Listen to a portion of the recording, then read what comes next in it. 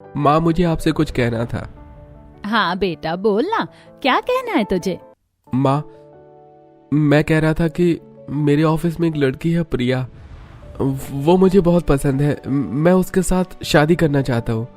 क्या तूने खुद के लिए लड़की पसंद कर ली है? हमारे घर में लव मैरिज नहीं होती है, तुझे मालूम नहीं है क्या? पर माँ, वो आपको भी बहुत पसंद आएगी। वो बहुत ही ज्यादा प्यारी लड़की है और बहुत ज्यादा संस्कारी भी है। आप एक बार उससे मिलकर तो देखिए। ना मतलब ना, हमारे यहाँ लव मैरिज होती ही नहीं है। कोई लव मैरिज वगैरह नहीं करनी है। तेरे लिए लड़की मैं ढूंढूंगी। पर माँ, बिना मिले आप कैसे कह सकती हैं? आप मिलकर तो देखिए, हो सकता है वो आपकी पसंद की निकल जाए। मैंने कहा ना तुझे, मैं किसी से नहीं मिलूंगी। हमारे यहाँ ये सब नहीं होता। तेरे लिए लड़की मैं ही पसंद करूंगी। अरे माँ जी, अगर देवर जी इतना कह रहे हैं तो एक बार मिल लेते हैं ना। हो सकता है वो हमारे परिवार के अनुसार ढलने लायक हो। हाँ भाभी, मैं वही तो कह रहा हूँ, बस एक बार मिल लीजिए। तो ठीक है, तय रहा, हम उससे मिलेंगे और अगर हमें लगा कि हमारे परिवार के अनुकूल है तो ही ये शादी होगी। अगले ही दिन सूरज अपने पूरे परिवार के साथ प्रिया के घर मिलने के लिए जाता है। प्रिया ने इस दौरान डिजाइनर वन पीस पहन रखा था, जो कि सरला को बिल्कुल भी रास नहीं आता है। माँ का मुंह बना देखकर सूरज उन्हें कोने में ले जाकर पूछता है, क्या हुआ माँ, आपने ऐसा मुंह क्यों बना रखा है? क्या आपको प्रिया पसंद नहीं है? पसंद क्या, मुझे तो गुस्सा आ रहा है। तूने तो कहा था कि प्रिया बहुत ही ज्यादा संस्कारी है। ये हैं उसके संस्कार। आज हम उनसे मिलने आए हैं, फिर भी उसने ऐसी ड्रेस पहन रखी है और बात करने के हाव भाव देखे, पैर तक नहीं छुए उसने मेरे। पर माँ, संस्कार कपड़ों से थोड़े देखे जाते हैं, और रही पैर छूने की बात तो वो मैं अभी बोल देता हूँ, अभी छू लेगी।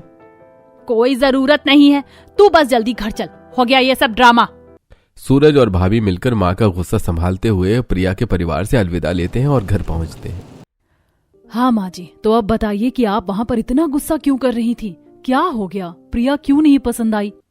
उसमें पसंद आने जैसा था क्या?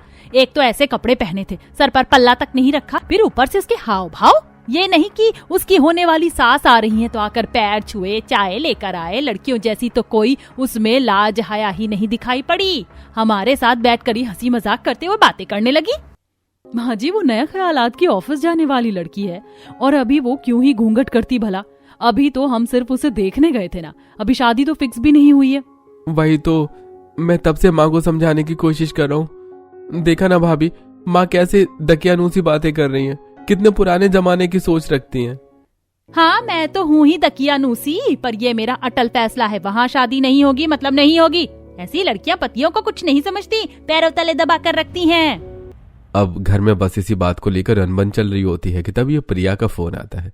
अपने कमरे में जाकर सूरज प्रिया से बातें करता है और माँ की बोली सारी बातें बता देता है, जिसे सुनकर प्रिया भड़क उठती है। क्या तुम्हारी माँ ऐसा कैसे बोल सकती है मेरे बारे में? आखिर वो मुझे जानती ही कितना है, और वो मुझे देखने आई थी कि आशीर्वाद देने, मैं उनके पैर छूती फिरूं? हाँ हाँ, पर तुम मुझ पर क्यों गुस्सा कर रही हो? मैं खुद मजबूर हूँ, मेरी बात तो समझो। मुझे कुछ नहीं समझना, तुम सीधा सीधा बोलो, तुम मुझसे शादी करोगी कि नहीं, वरना मैं पापा की मर्जी से शादी करने के लिए हाँ बोल दूंगी। नहीं, मैं तुमसे शादी करना चाहता हूँ, मैं तुमसे ही शादी करूंगा, मेरे यकीन करो। पर कैसे करोगे? तुम्हारे घर वाले मुझे पसंद नहीं करते। तुम्हारे घर वालों को तुम्हें पसंद हो ना, और हम एक दूसरे को तो पसंद करते हैं ना, तो बस हम शादी कर लेते हैं। पर हम शादी करेंगे कैसे? कोर्ट मैरिज करेंगे। कल तुम आधार कार्ड और अपनी फोटो लेकर आ जाना अपने पेरेंट्स के साथ कोर्ट में। सूरज के प्लान के मुताबिक अगले दिन प्रिया और सूरज कोर्ट में शादी कर लेते हैं और माला पहने घर की डोरबेल बजाते हैं।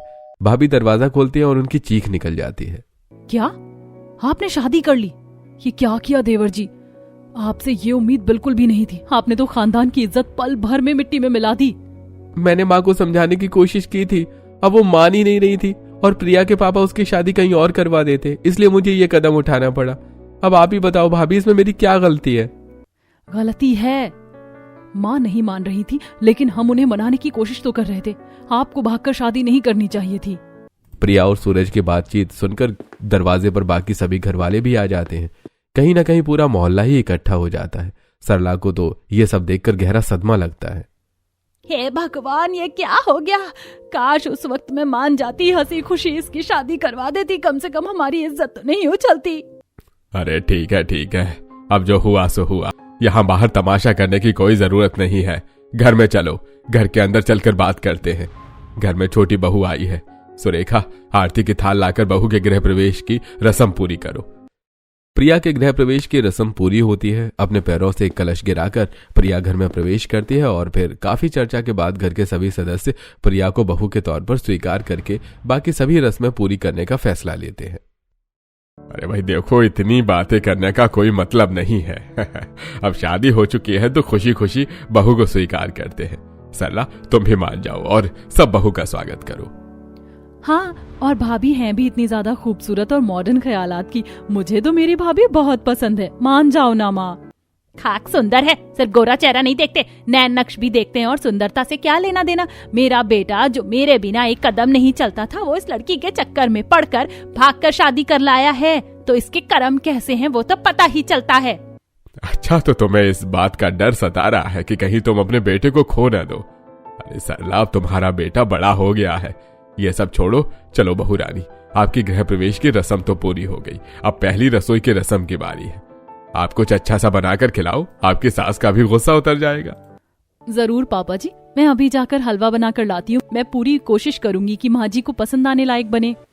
प्रिया जाकर रसोई में हलवा बनाने लग जाती है और सुरेखा प्रिया की मदद भी करती है। हलवा बहुत जल्दी बनकर तैयार हो जाता है और जैसे ही सभी को सर्व किया जाता है, सभी खाकर तारीफ करने लग जाते हैं। वाह भाभी, आपके हाथों में तो जादू है। आपने कितना स्वादिष्ट हलवा बनाया है। मैंने तो सोचा ही नहीं था कि ऑफिस जाने वाली भाभी भी इतना अच्छा खाना बना सकती हैं। अरे वाकई तेरे हाथों में तो अन्नपूर्णा का वास है। बहुत ही अच्छा स्वादिष्ट हलवा बनाया है। वैसे मैं भी नहीं सोचता था कि तुम्हें इतना अच्छा खाना बनाना भी आता है। क्यों, कैसा लगा सरला अपनी छोटी बहू के हाथ का खाना? तुम भी पिघल गई ना? हाँ ठीक है, खाना बनाना कौन सी बड़ी बात है। आजकल YouTube से देखकर कोई भी सीख जाए। YouTube से देखकर ही तो सीखा होगा। पक्का लिखवा लो। क्यों, सही कहा ना मैंने? हाँ, YouTube से ही देखकर सीखा है। पर माँ जी, आप ऐसा व्यवहार क्यों कर रही हैं? YouTube से देखकर सीखना क्या सीखना नहीं होता है? लो कर लो बात। पहले दिन ही जुबान लड़ाने लगी और करो लव मैरिज। पर मैंने कहा जुबान लड़ाई। मैं तो बस बड़े प्यार से समझा रही हूँ कि YouTube से भी अगर सीखा है तो मैंने ही सीखा है और बनाया है। प्रिया, अभी चुप रहो, तुम थक गई होगी ना। चलो चलकर कमरे में आराम करो, मैं तुम्हें तुम्हारा कमरा दिखा देता हूँ। हाँ, ले जाओ ले जाओ। सूरज प्रिया को अपने कमरे में ले जाता है और कमरे में जाते ही प्रिया अपना गुस्सा सूरज पर निकालने लग जाती है। तुमने कहा था कि शादी कर लेंगे तो तुम्हारी माँ मान जाएंगी। मैंने इतनी हिम्मत से अच्छा हलवा बनाना सीखा था। मैंने सोचा था कि ये खाकर तो तुम्हारी माँ खुश हो ही जाएंगी, लेकिन इस पर भी उन्होंने तानेबाजी शुरू कर दी। और तुम फिर भी मुझे चुप रहने के लिए कहते हो। अरे प्रिया, तुम थोड़ा समझो, अभी अभी तो शादी करके आई हो। माँ को ये सब एक्सेप्ट करने में थोड़ा सा टाइम लगेगा। वैसे भी हमने माँ को काफी हर्ट किया है। अब तुम अभी ज्यादा मत सोचो।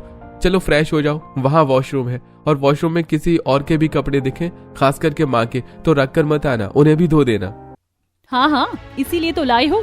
अभी एक दिन भी नहीं बीता और अभी से ही सब मुझसे काम करवा रही हैं। अरे डार्लिंग, समझा करो। तुम वहाँ बाकी सबके कपड़े भी तो धो दोगी तो सब तुम्हारी कितनी तारीफ करेंगे। मैं फिर कहने लायक हो जाऊंगा कि बहू कितनी अच्छी लाया हूँ, कितनी मेहनती और संस्कारी है। अच्छा, चलो ठीक है, जाती हूँ और जितने भी कपड़े होंगे सारे धो दूंगी। प्रिया वॉशरूम में जाकर फ्रेश होती है और जितने कपड़े पड़े होते हैं सभी सामने खड़ी वॉशिंग मशीन में धोने के लिए डाल देती है। अरे सुरेखा, अगर तूने बर्तन धो लिए हो तो अब कपड़े भी धो लेना। सुबह सुबह घर पर तमाशा मच गया था, कुछ भी काम हुआ नहीं है। अरे माँ जी, कपड़े तो मैंने धो दिए हैं, कपड़े धोने की कोई जरूरत नहीं है। बाकी कुछ और भी काम है तो बता दीजिए। क्या तुमने इतनी जल्दी नहा भी लिया और सारे कपड़े भी धो दिए? अरे तुम तो सुपर डुपर फास्ट निकली। हाँ, तो मैं ऐसे कोई थोड़ी पसंद करूंगा। मैं सोच समझकर आपके लिए देवरानी पसंद की है भाभी। क्या खाक सुपर डुपर फास्ट है? मशीन पर धुले होंगे, हाथ से धोती तो कोई बात भी होती। मैं देखकर बता सकती हूँ मशीन में धुले कपड़े हैं। और ये क्या कर दिया, हे भगवान! क्या हो गया माँ जी, आप इतनी तेज क्यों चिल्ला रही हैं? सत्यानाश हो। ये देख, एक तो इसने मशीन में कपड़े धोए और उसमें भी इतनी बड़ी गलती कर दी। सभी रंगीन कपड़ों के साथ ही सूरज की ये शर्ट डाल दी। देख क्या हाल हुआ है शर्ट का। क्यों सूरज, यही लाया है तू अच्छी बहू? क्या प्रिया, तुमने एक ही साथ सारे कपड़े डाल दिए? हाँ, पर मुझे नहीं मालूम था कि इस तरीके से कपड़े खराब हो जाएंगे। अच्छा ठीक है, अब आप लोग गुस्सा ना करें, उसे नहीं मालूम होगा। ये शर्ट मुझे दीजिए, मैं घर में पानी में नमक डालकर इसे धोती हूँ, रंग हल्का निकल जाएगा। देखा सूरज, ये होती है अरेंज मैरिज से देख सुनकर लाई हुई लड़कियाँ। तेरी वाली ने तो ये शर्ट खराब कर दी, पर ये मेरी ही अच्छी पसंद की हुई बहू है जो अभी भी शांति से बात कर रही है, और कितना अच्छा सुझाव दिया है इसने। अरे माँ जी, आप समझ क्यों नहीं रही है? मैंने ये सारे काम नहीं किए क्योंकि मैं ऑफिस जाया करती थी। हो गई मुझसे एक छोटी सी गलती, एक शर्ट ही तो खराब हुई है। देखा किस तरीके से मुझसे फिर से जुबान लड़ा रही है। अभी आज ही आई है, आगे तो देखो क्या क्या गुल खिलाती है। अरे इसे थोड़ा सा भी अपने किए पर अफसोस नहीं है। इसे लग रहा है कि एक शर्ट ही तो खराब की है। इसने तो सोचा ही नहीं कि इस शर्ट को खरीदने के लिए कितने पैसे लगे होंगे, कितने महीने से वो पैसे कमाए गए होंगे। सच में बहू की तरह घर को जोड़कर चलने वाले तो गुण है ही नहीं इसमें। प्रिया, तुमसे कितनी बार बोला है चुप रहो और जाओ देखो भाभी को कोई मदद की जरूरत है क्या। पर सूरज, तुमने देखा नहीं क्या माँ जी? अभी कुछ नहीं, अभी तुम भाभी के पास जाओ। भाभी शर्ट साफ कर रही है, तुम जाकर देखो किचन में क्या बन रहा है, क्या बन गया है और क्या बनाना है। जो नहीं बना है वो बना दो। सब कुछ बन गया है, सिर्फ रोटी बनानी बची है। प्रिया, तो ये रोटी तुम बना दो। ठीक है, मैं रोटी बना देती हूँ। प्रिया किचन में जाकर रोटी बनाती है और सब्जी के साथ परोसकर सभी घर वालों को देती है। सभी एक बार फिर से प्रिया की तारीफ करने लग जाते हैं। हाँ भाई, मजा ही आ गया, खाना भी बहुत स्वादिष्ट बना है। हाँ, सब्जी तो बहुत बढ़िया बनी है। मेरी अरेंज मैरिज वाली बहू सुरेखा ने जो बनाई है। पर रोटी, ये भी कोई रोटी है? कोई खा सकता है क्या भला? आधी कच्ची आधी पक्की। कहाँ माँ, इतनी अच्छी तो है, बिल्कुल गोल गोल बनी हुई है। चुप कर, सिर्फ गोल गोल होने से नहीं होता है, कहीं पक्की है तो कहीं कच्ची है। ऐसे तो पेट में दर्द हो जाएगा। और करो लव मैरिज, मेरी तो कोई सुनता ही नहीं है। यह सब सुनकर प्रिया एकदम से आग बबूला हो जाती है और अपने कमरे की ओर जाने लगती है। तभी पीछे पीछे सूरज भी जाता है। क्या हो गया? तुम इतने गुस्से में क्यों आई हो? तुमने देखा नहीं क्या? तुम्हारी माँ तो मुझे एक्सेप्ट करने को तैयार ही नहीं है। कैसे बात बात पर मुझ में कमियां निकाल रही है। भला कौन सी नई दुल्हन पहले ही दिन इतना काम करती है। अरे इतनी सी बात, तुम्हें मैंने समझाया ना कि माँ को थोड़ा समय लगेगा। वो तुम में कमियां ही निकाल रही होंगी। अब वो मेरी इस भागकर शादी करने के फैसले पर नाराज है ना। तुम बस आंसू पोंछो और ऐसे ही माँ को मनाने की कोशिश करते रहो। देखना एक दिन माँ जरूर खुश हो जाएगी। सूरज के समझाने पर प्रिया मान जाती है और ऐसे ही अपनी सासू माँ की सेवा करने की कोशिश करती है। पर समय के साथ साथ प्रिया का व्यवहार चिड़चिड़ा होता जाता है। प्रिया अपनी जेठानी और यहाँ तक कि बाहर के लोगों से भी बदतमीजी करने लगती है। ऐसे ही एक दिन, प्रिया, अरे प्रिया, प्रिया कहाँ हो? शांति से आराम भी करने नहीं देते हैं। क्या है? क्या प्रिया प्रिया लगा रखा है? प्रिया का चिड़चिड़ा स्वभाव सूरज को थोड़ा हैरान करता है। फिर सूरज प्रिया से कहता है, अरे देखो ना, मैंने तुम्हारे लिए गजरा लिया है, आओ अपने हाथों से तुम्हारे बालों में लगा दो। कोई जरूरत नहीं है, इस एक्टिंग की मैं सब जानती हूँ। प्रिया कैसी बातें कर रही हो? मैं क्यों एक्टिंग करूंगा? तभी घर के बाकी सदस्य आते हैं। बाहू, तो इतना चिल्ला क्यों रही है? मम्मी जी, आप बताइए, मैं चिल्लाऊं नहीं तो और क्या करूं? ये चुपके चुपके किसी चुड़ैल के लिए गजरा खरीदते हैं और आज मैंने इन्हें बाजार में देख लिया तो मेरे लिए गजरा लेकर आई हैं। अरे पागल, ये गजरा मैंने सिर्फ तुम्हारे लिए लिया है। ये वही गजरा है जो शायद खरीदते वक्त तुमने मुझे देखा था, क्योंकि ऑफिस से आते वक्त गजरा वाला नहीं रहता है, इसलिए जाते वक्त गजरा खरीद कर बैग में रख लिया था। I am sorry. प्रिया अपनी गलती के लिए माफी तो मांग लेती है, पर कुछ ही दिनों बाद सूरज का ऑफिस का काम बढ़ जाता है। सूरज देर से घर आने लगता है। पहले तो इतनी देर नहीं होती थी, अब रोज कोई ना कोई बहाना, जरूर किसी चुड़ैल में फंसे होंगे। रात के 10 बज चुके होते हैं। प्रिया सूरज को फोन करती है। हेलो सूरज, अभी तक ऑफिस में ही हो क्या? हाँ प्रिया, आज मीटिंग लंबी चल रही है, तुम खाना खा लेना, मैं थोड़ा लेट हो जाऊंगा। हर दिन मीटिंग? क्या कोई और वजह है? ये क्या बोल रही हो तुम? मैं सच में ऑफिस में हूँ। ठीक है, अब सच और झूठ का फर्क तो तुम ही जानो। सूरज चुपचाप फोन काट देता है। वो समझ नहीं पाता कि प्रिया अचानक ऐसी बातें क्यों कर रही है। अगले दिन प्रिया सूरज का फोन चार्जिंग पर लगा देखती है। स्क्रीन पर नेहा नाम फ्लैश होता है। नेहा? ये कौन है? प्रिया का दिल तेज तेज धड़कने लगता है। उसके दिमाग में सवालों की भीड़ लग जाती है। मुझे तो कभी इसके बारे में बताया ही नहीं। इतनी देर तक बात क्यों हो रही थी? सूरज नहाकर बाहर आता है। सूरज, ये नेहा कौन है? अरे वो ऑफिस में मेरे साथ काम करती है। क्यों? सिर्फ साथ काम करती है या कुछ और भी है? तुम पागल हो गई हो क्या? ऐसा कुछ भी नहीं है। तो फिर रोज रोज कॉल क्यों, और वो भी रात को? ये ऑफिस का काम है प्रिया, हर बात को शक की नजर से देखना बंद करो। यह बात प्रिया को और चुप जाती है। उसे लगता है सूरज सफाई दे रहा है। मतलब अब सवाल करना भी गुनाह है। शादी की है तुमसे, भरोसा दिलाना पड़ेगा। भरोसा और शक में फर्क होता है, तुम दोनों को मिला रही हो। कुछ दिन बाद सूरज जल्दी जल्दी तैयार होकर ऑफिस निकल रहा होता है। आज बड़ी जल्दी है, कल तो कहा था आज छुट्टी है। अरे हाँ, एक जरूरी काम आ गया है। नेहा से जुड़ा होगा, है ना? अरे बस करो प्रिया, हर बात में उसका नाम मत घसीटो। सूरज गुस्से में घर से निकल जाता है। प्रिया का शक अब यकीन में बदलने लगता है। सब बदल गया है, पहले ऐसा नहीं था। वहीं दूसरी तरफ ऑफिस में नेहा सूरज से फाइल पर साइन करवाती है। सब कुछ बिल्कुल प्रोफेशनल। शाम को सूरज देर से लौटता है। घर में सन्नाटा होता है। खाना रख दिया है, खुद गर्म कर लेना। आज जितना रूखा व्यवहार क्यों? जिससे दिन भर बातें करते हो वो तुम्हें खिलाएगी ना। ये हद से ज्यादा हो रहा है। मेरे चरित्र पर सवाल उठाने का तुम्हें कोई हक नहीं है। दोनों की आवाजें तेज हो जाती हैं। सरला कमरे से बाहर आती है। ये रोज का तमाशा क्या है? पूरा घर सिर पर उठा रखा है। माँ जी, मैं गलत नहीं हूँ। आपका बेटा मुझसे कुछ छुपा रहा है। क्या बकवास कर रही है? मेरे बेटे पर उंगली उठा रही है। आप ही बताइए, रोज देर से आना, फोन छुपा कर रखना, ये सब क्या है? मैं फोन नहीं छुपाता, तुम हर चीज में जासूस बन जाती हो। झगड़ा और गहरा हो जाता है। रामशरण बीच में आ जाते हैं। अरे बस, घर में रोज कलह नहीं चलेगी। उस रात दोनों अलग अलग करवट बदलते रहते हैं। नींद किसी को नहीं आती। अगले दिन प्रिया चोरी छुपे सूरज का फोन चेक करती है। नेहा का एक मैसेज दिखता है जिसमें लिखा होता है, कल की मीटिंग के लिए फाइल तैयार है। मीटिंग या कोई और बहाना? शाम को सूरज घर आता है। आज भी मीटिंग? हाँ, पर तुम क्यों पूछ रही हो? ऐसी, अब आदत हो गई है। ये बात सूरज को अंदर तक तोड़ देती है और सूरज की आंखें नम हो जाती हैं। तुम्हें मुझ पर भरोसा ही नहीं रहा है ना? भरोसा तब टूटता है जब वजह मिलती है। सूरज और प्रिया के बीच दूरी बढ़ती जाती है। हर दिन नया झगड़ा, नया ताना। सरला ये सब देखती है। वो मन ही मन खुश भी होती है और परेशान भी। मैंने कहा था लव मैरिज घर नहीं संभाल पाती, पर अगर घर टूट गया तो दोष भी तो मेरे बेटे पर आएगा।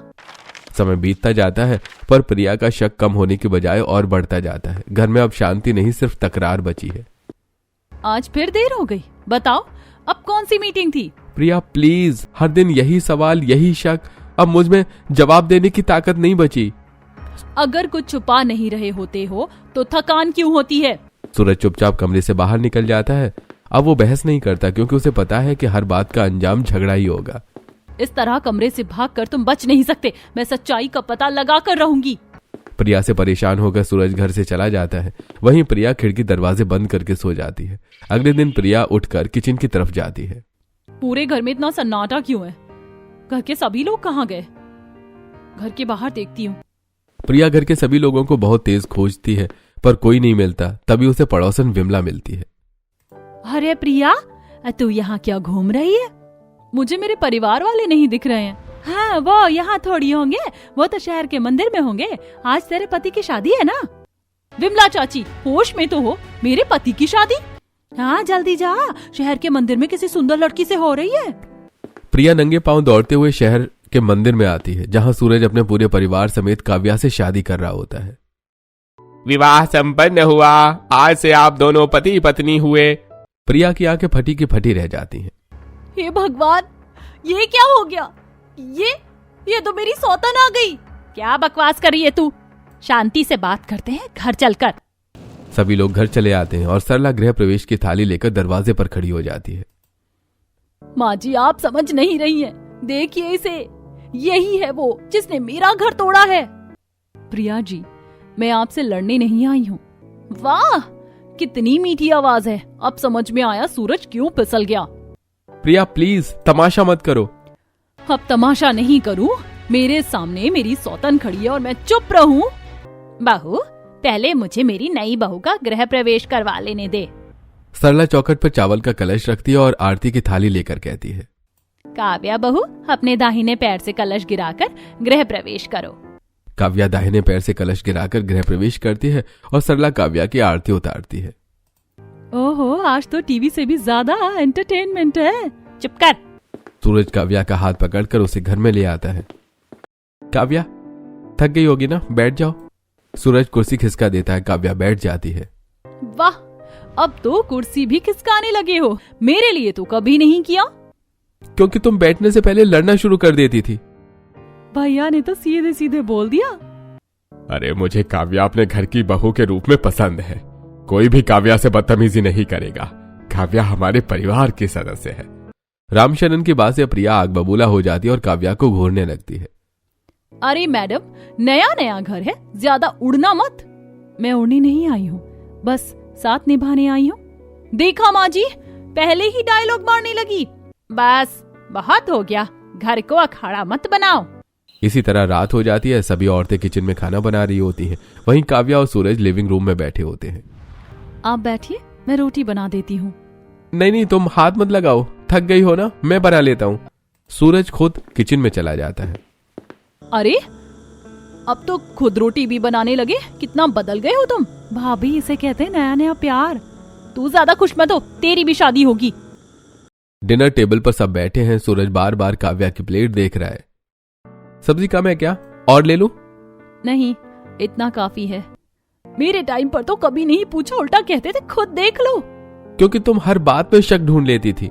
सरला ये सब देख रही थी। उसके चेहरे पर हल्की मुस्कान है।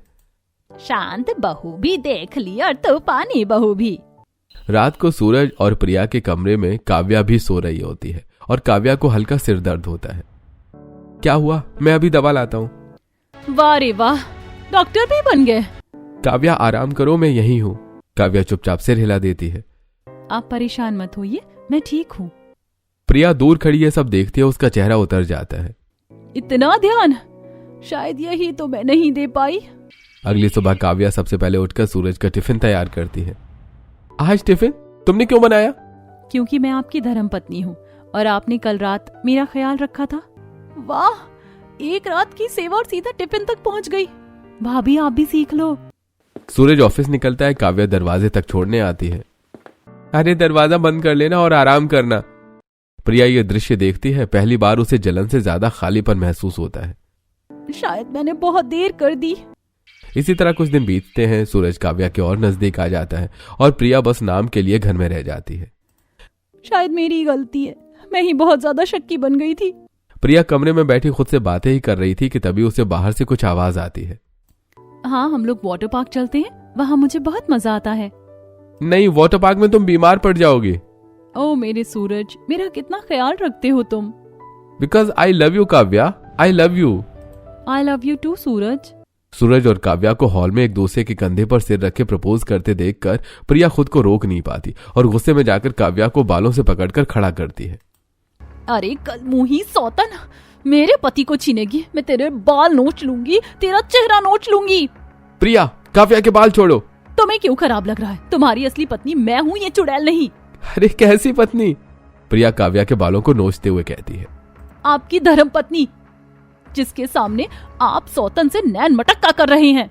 अरे तुम क्या जानो धर्मपत्नी किसे कहा जाता है? तुम हर पल मुझ पर शक करती हो, मेरे छोटे छोटे कामों को करने से मना कर देती हो और सबसे बड़ी बात, अपने पति को झूठा समझती हो। मुझसे गलती हो गई, मुझे माफ कर दीजिए, आप इसे छोड़ दीजिए, मैं हमेशा आपके साथ प्यार से रहूंगी। अरे नहीं, अब मैं तुम्हें डिवोर्स दूंगा क्योंकि काव्या मेरे बच्चे की मां बनने वाली है। सूरज, काव्या और घर के सभी लोग जोर जोर से हंसने लगते हैं और प्रिया दोनों हाथों से अपने कान ढककर चिल्लाते हुए घुटनों के बल जमीन पर गिर जाती है। कहाँ हूँ मैं?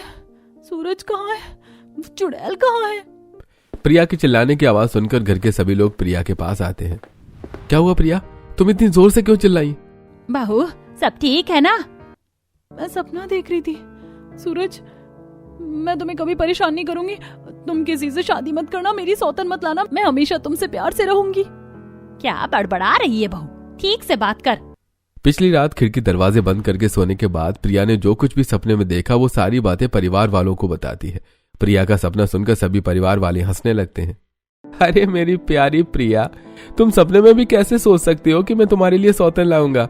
अरे तुम रोज मेरा 1 लीटर खून पियोगी, फिर भी मैं तुम्हें तुम्हारे लिए सौतन नहीं लाऊंगा, बिकॉज आई लव यू। प्रिया अब कभी सूरज पर शक नहीं करती है और उसे हमेशा आगे बढ़ाने में सपोर्ट करती है।